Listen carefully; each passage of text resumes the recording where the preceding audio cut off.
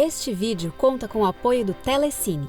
Clicando no link da descrição e no comentário fixado, você que acompanha o Cinemascope pode resgatar 30 dias grátis para assistir não só a muitas obras do diretor Federico Fellini, mas também a filmes icônicos do neorrealismo italiano. Não deixe de conferir também as centenas de títulos presentes no Festival 125 Anos de Cinema e comece hoje a expandir o seu repertório e conhecimento. Una creatura umana ha carattere e personalità proprio per un insieme di inesattezze, di deformazioni, di fatti sgangherati. Ecco, così penso che debba essere anche un'opera che è la rappresentazione di una creatura umana, insomma, di una persona. Federico Fellini. Do moleque que cresceu indo e voltando da casa da avó numa cidadezinha italiana para um dos maiores cineastas da história. Seria a obra felliniana um retrato da realidade ou uma maneira de tentar escapar dela? Muito além de questionar se Fellini foi a voz de seu tempo ou um mero espectador da história, é impossível não reconhecer o legado que ele deixou, não só para a estética do cinema italiano, mas para a linguagem cinematográfica como um todo. Quindi il cinema è il mio modo di vivere, il cinema è il mio modo di risolvere quotidianamente la giornata e di dare un senso vago, impreciso, ma comunque abbastanza confortante, perché mi è congeniale, alla mia vita. O jovem Federico nasceu numa cidadezinha chamada Rimini, ao norte da Itália, o mais velho de 3 irmãos que desde sempre teve um olhar sedento para o mundo. Vale lembrar que o primeiro contato forte que teve com a arte não foi através do cinema, nem mesmo pelos cartoons, sempre tão lembrados, que chegou a produzir quando trabalhou para a imprensa italiana, escrevendo comentários satíricos durante o regime fascista. O primeiro contato significativo com a subjetividade experienciada por meio de uma manifestação artística foi o teatro, um sinal de predestinação, como diz em sua autobiografia, que aconteceu a partir do momento em que uma companhia mambembe se instalou numa construção aos fundos de sua casa, fazendo com que ele tivesse contato com os ensaios dos atores que acabaram mexendo profundamente com a sua imaginação. Crescer numa cidade de interior, em meio aos primeiros anos do século XX, significava crescer rodeado de figuras excêntricas.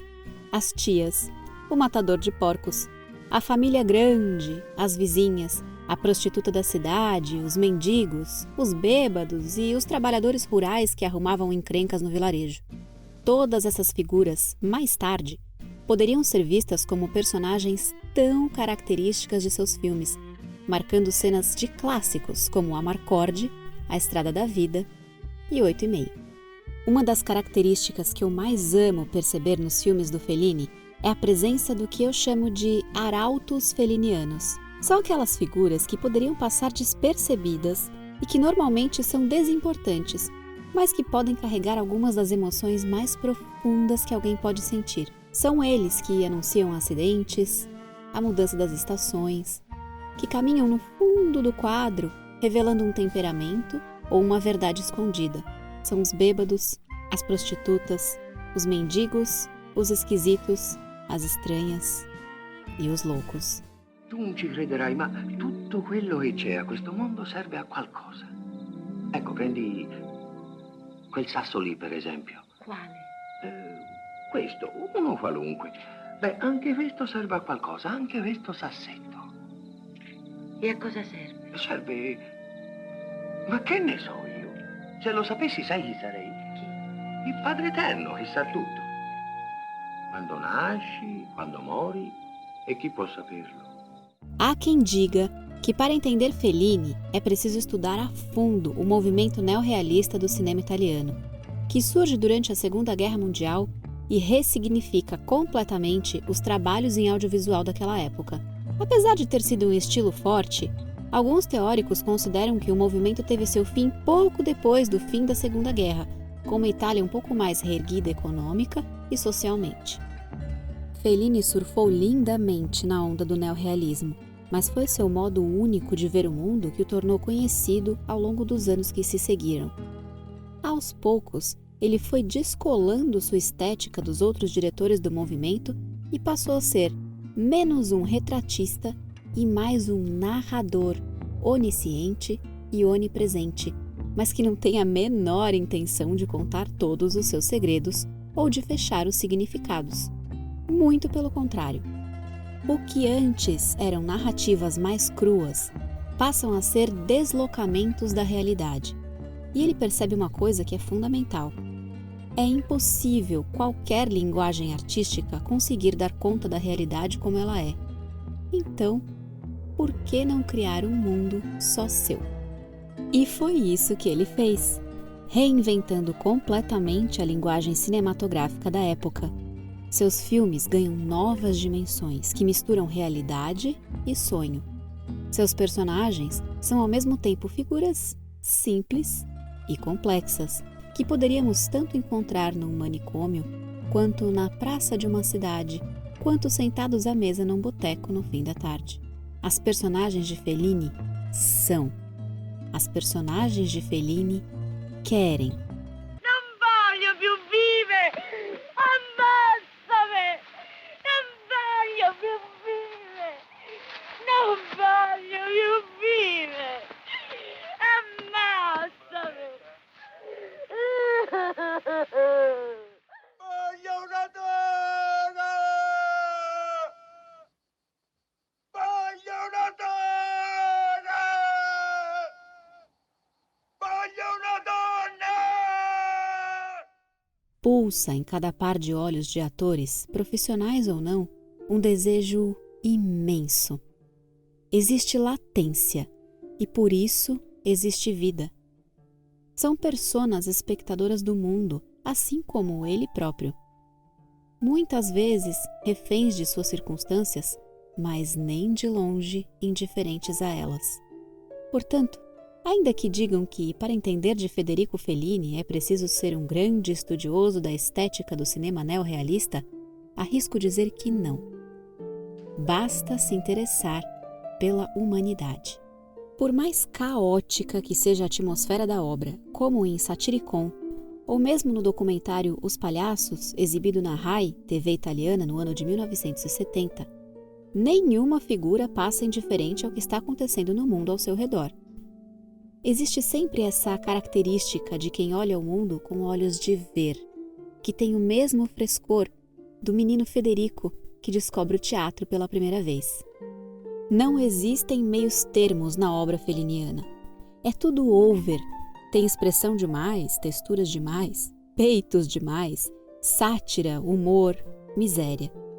É um exagero, é grotesco e ainda assim é inexplicavelmente reconhecível. É como se ele tivesse levado suas caricaturas e seus cartoons para a tela e adicionado camadas a cada um deles. Ganhamos tridimensionalidade e 1000 possibilidades de interpretação. Ao terminar de assistir a um filme de Fellini, não sabemos muito bem o que fica porque, na verdade, nada se encerra. Ele não dá respostas, mas abre portas e janelas e estende a mão em um convite. Vem ver o mundo comigo?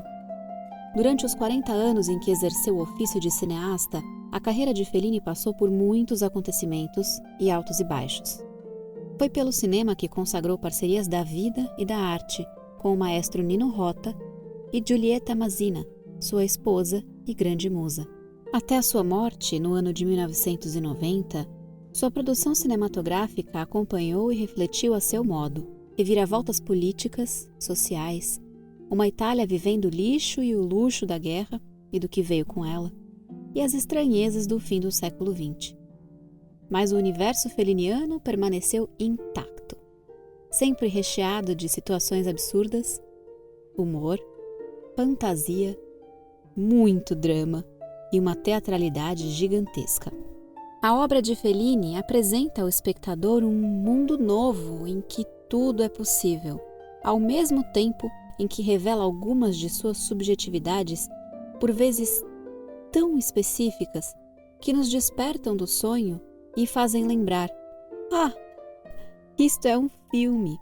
Pelo distanciamento que acontece, então, nos damos conta da realidade e podemos dar um sentido novo a tudo isso, aos personagens, ao real, ao sonho.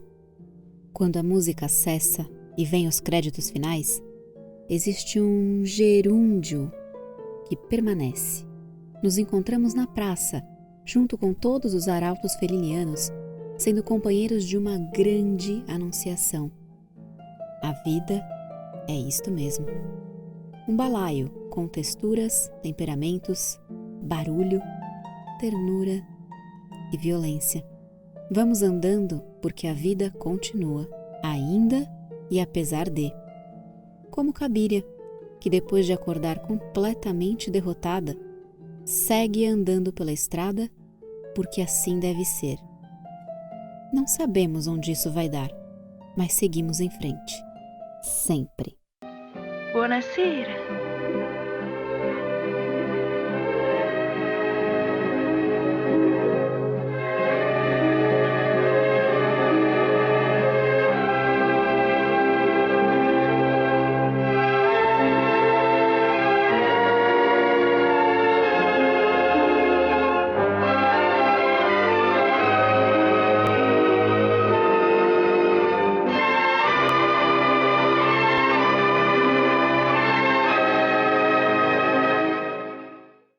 Quer ter acesso a conteúdos mais aprofundados sobre cinema?